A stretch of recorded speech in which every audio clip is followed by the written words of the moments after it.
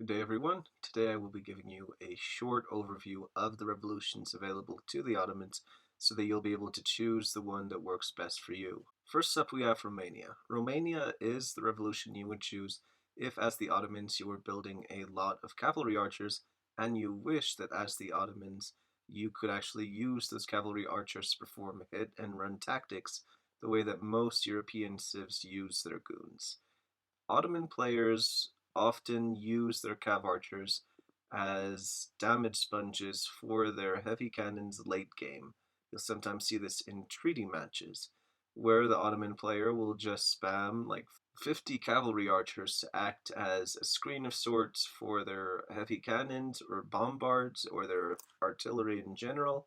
Now, with the Romanians, your tactics will have to change up a bit because the Romanian Revolution upgrades your cav archers to Wallachian cav archers, which have a higher rate of fire, more damage, and they're faster, but they have slightly less health, so you'll have to use them for hit and run, and also they give you rosier dragoons, which are just like the dragoons you would get with a different European civ. And you get one of these dragoons every time you build an outpost, which is another thing to touch on because Romania shares a lot of cards and overall mechanics with the much better received Hungarian Revolution.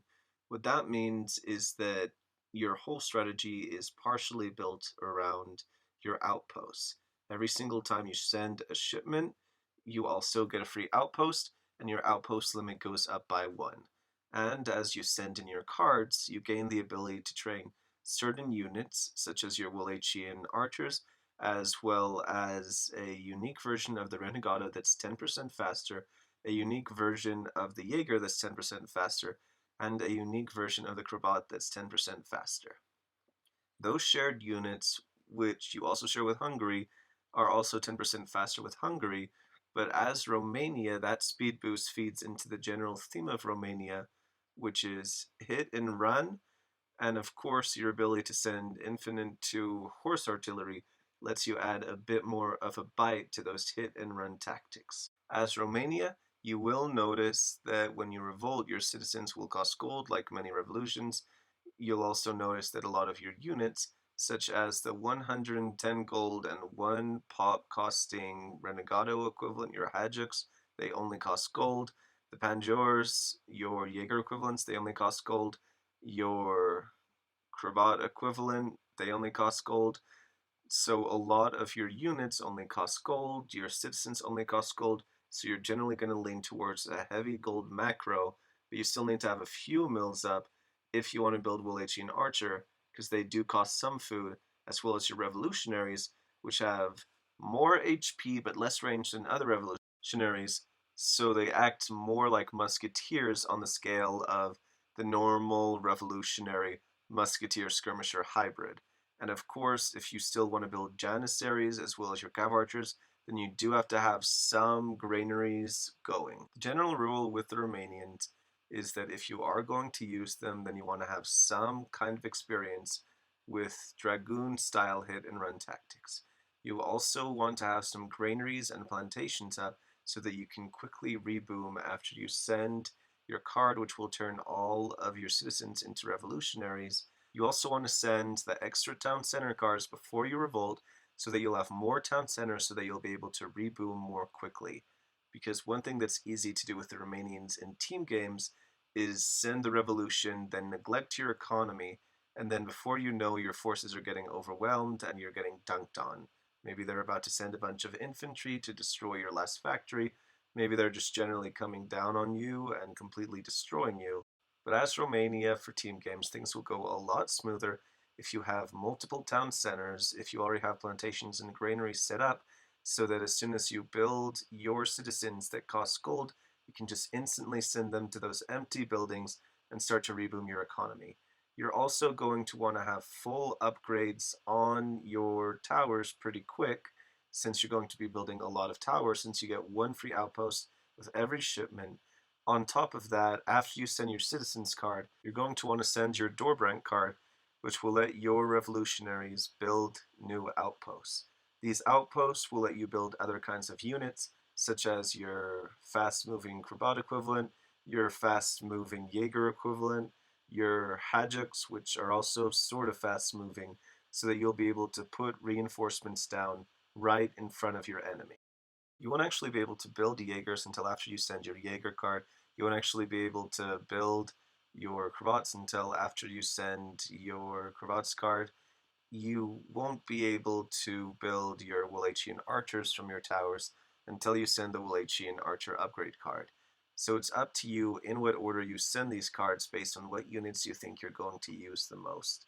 As general, since this is the Romanian Revolution, you might want to send your Wallachian archer a bit earlier than the others, because the assumption is that if you've picked this civ over Hungary, it's because you want a mass of fast-moving, hit-and-run cav archers.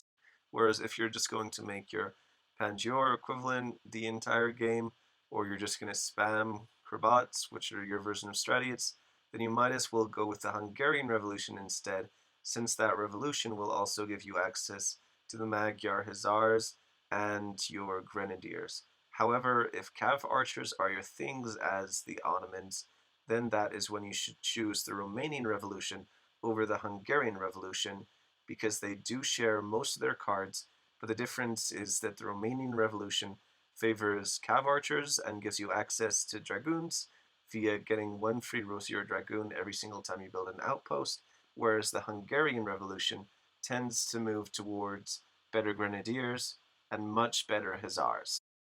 On that note, let's take a look at the Hungarian Revolution, which is best known for its infamous long-range grenadiers, but it also doubles the health of all your hussars to give you Magyar hussars, which are often underappreciated. If, as an Ottoman player, you've been focusing in on making a lot of hussars for early offense, then this is a great revolution to do, because it will breathe new life into your hussars and let them turn into a late-game unit of destruction, since those double health hussars are almost as strong as heavy infantry like the cuirassier or the Lafitte knight.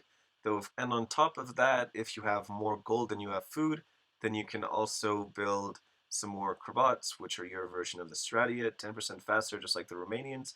And also you can improve your skirmisher line via the use of your panjurs, as well as the super cheap and expendable hajiks.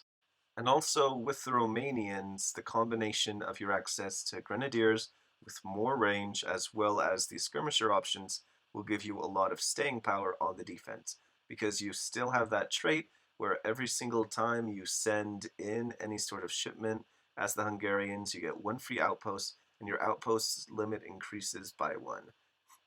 This gives you the ability to fight forward, to be able to train units straight from these outposts once you've sent the right upgrades.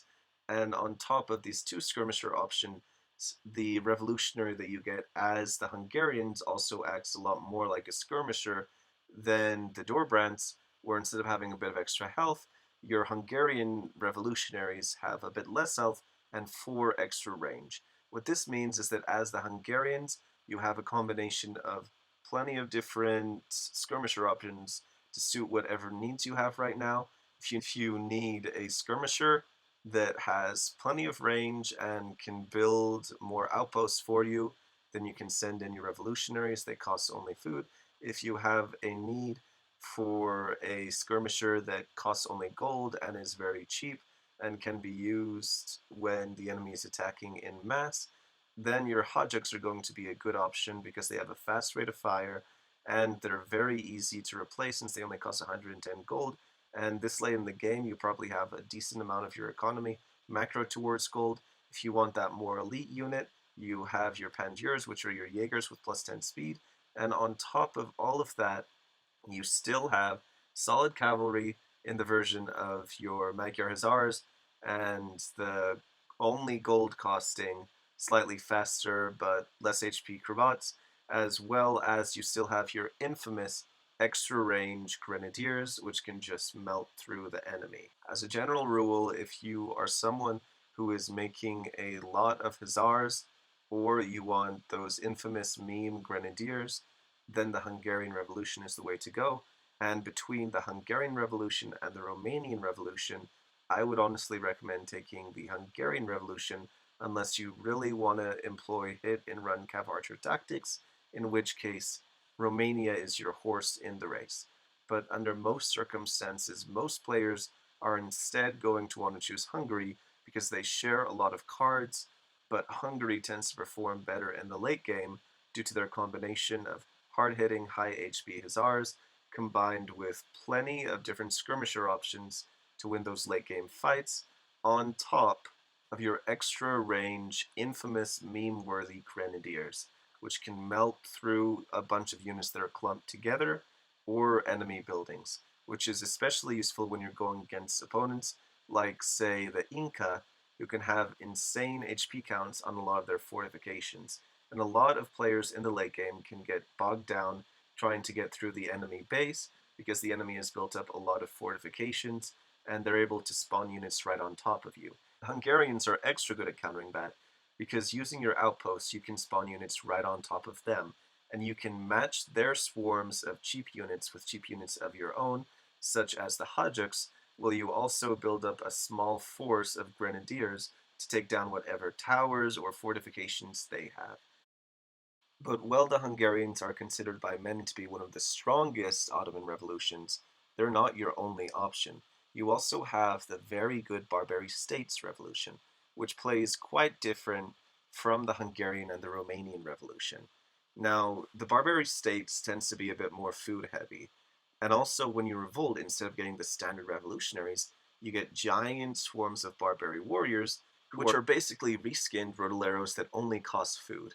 This giant swarm, as soon as they pop out, they're fast moving, they're hard hitting, so they're great for an initial raid where you can take out a lot of your enemy's economic buildings, and also if your enemy has just been pounding you with giant masses of cavalry, then these guys will cut through them like butter because they can come in a giant swarm, they're fast moving, and if an opponent is using a lot of cavalry or a lot of artillery units like obuscans or grenadiers, then a swarm of these guys that is able to close the distance is just going to cut them to pieces. Also, with the Barbary States Revolution, your infantry gain a bonus against villagers. So if these guys are able to swarm on a bunch of villagers, they're going to cut them down faster than you believe. This revolution is also useful because it fulfills a hole within the Ottomans' roster, and that is a lack of true melee infantry. Janissaries are fantastic, but they just don't hit the same way as melee infantry. On top of that, you also get your Corsair Marksmen, which are your skirmisher units when you revolt, and if you sent the advanced arsenal upgrade before you revolted, and you're able to add military drummers on top of your Corsair Marksmen and your Barbary warriors, then your infantry are going to move extremely fast, which is a breath of fresh air for the Ottoman player who's probably used to just slow marching Janissaries. As a general rule, the Barbary States is the revolution to choose as the Ottomans if you are running a more infantry-heavy army.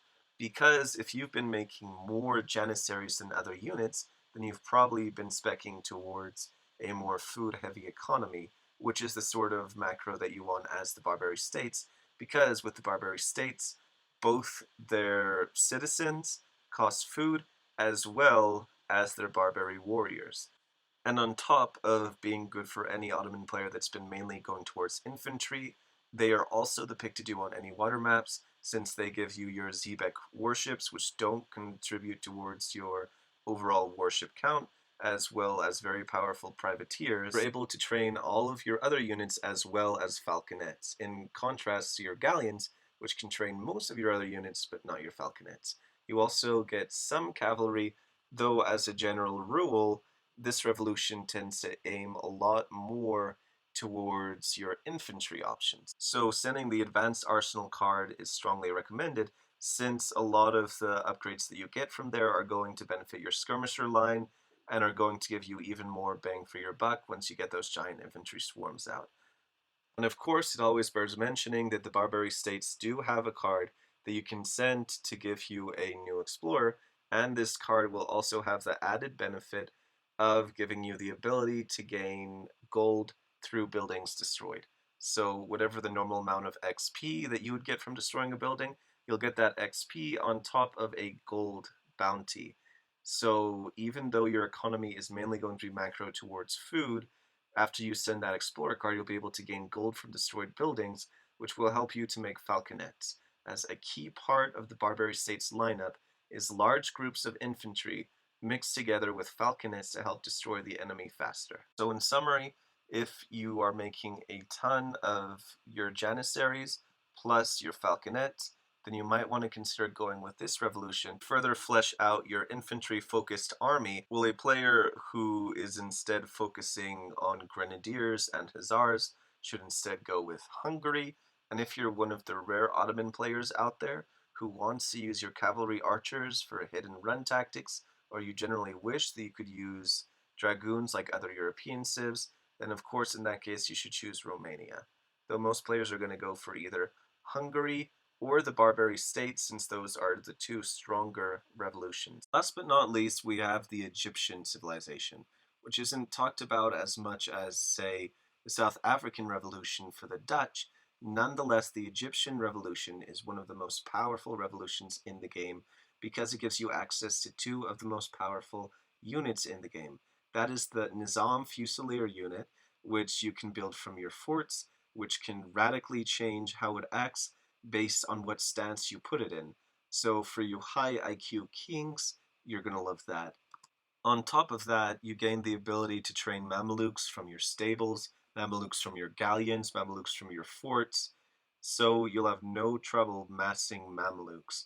And Mamelukes, as everyone knows, are some of the strongest mercenary units in the game due to their insane HP pool.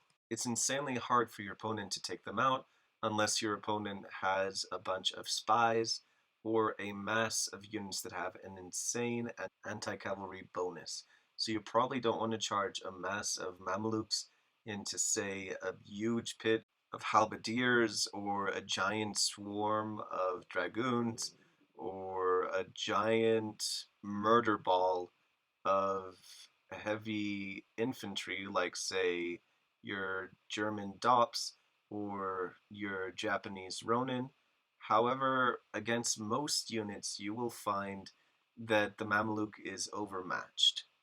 And on top of that, you'll still have your decent revolutionaries, which act as a hybrid of musketeer and skirmisher, as well as your Nizam Fusiliers. And as Egypt, you'll have a slightly easier time rebooming, thanks to the benefit of the Flood of the Nile card, which increases the gather rate from your plantations and your mills, and also gives every plantation an extra crate of 100 coin, and every mill an extra crate of 100 food. Now, you do have to manually click on these crates to gather them.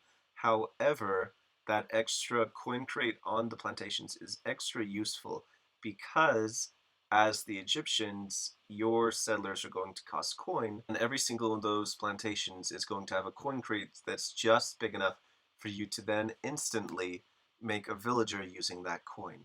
On top of that, it gives you 4 settlers and increases your settler count by 4, although you should send your citizenship card first.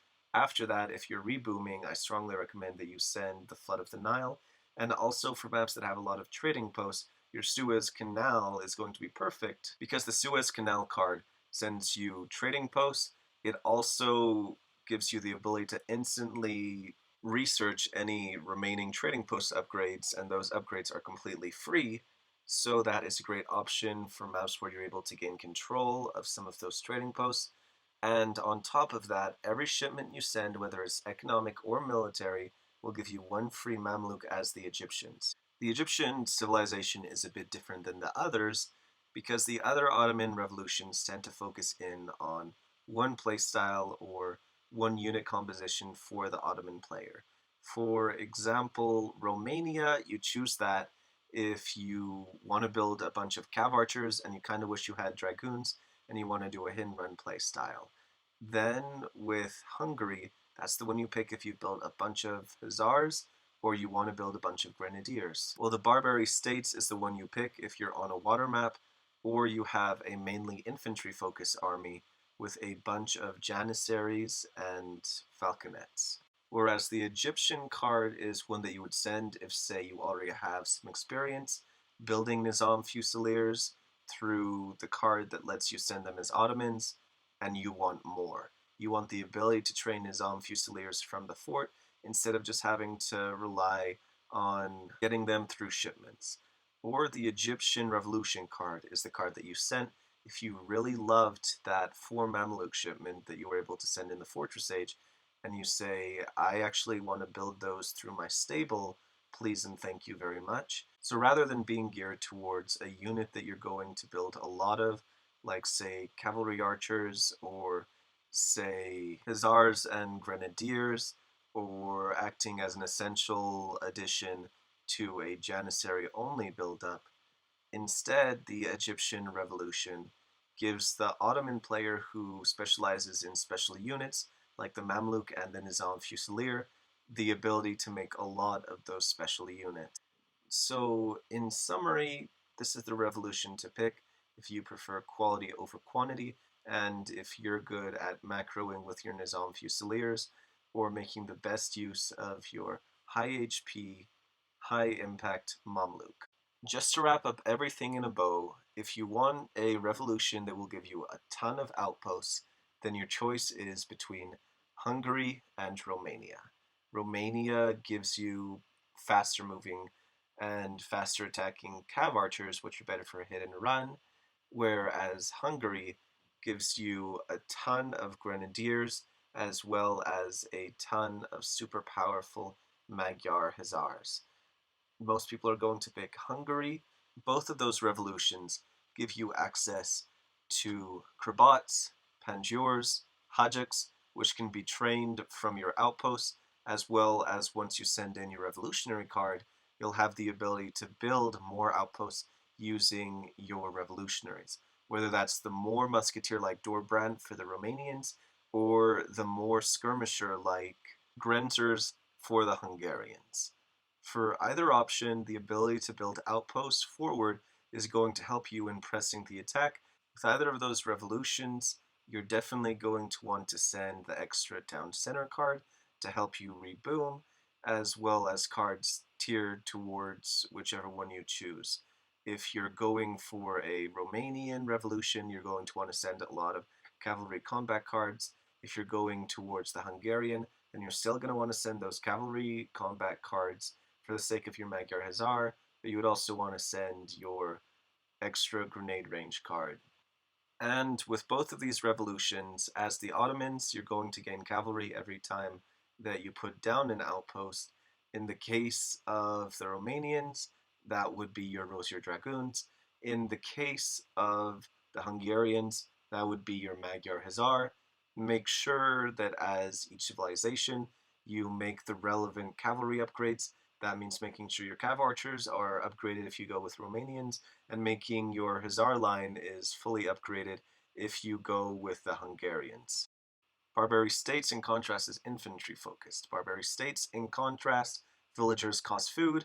Your whole eco is going to be more focused on macroing food.